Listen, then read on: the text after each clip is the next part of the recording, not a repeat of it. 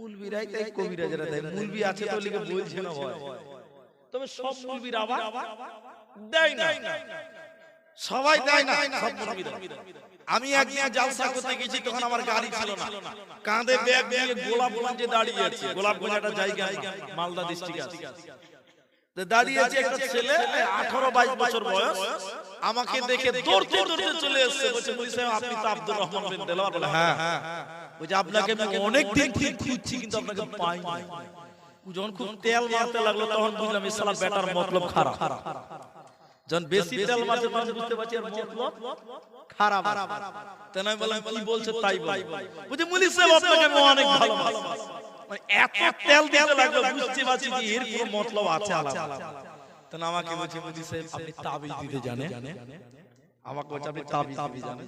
আচ্ছা এখন আপনারা কি বলছেন? এখন আমি যদি ছেলেটাকে বলে দিই যে আমি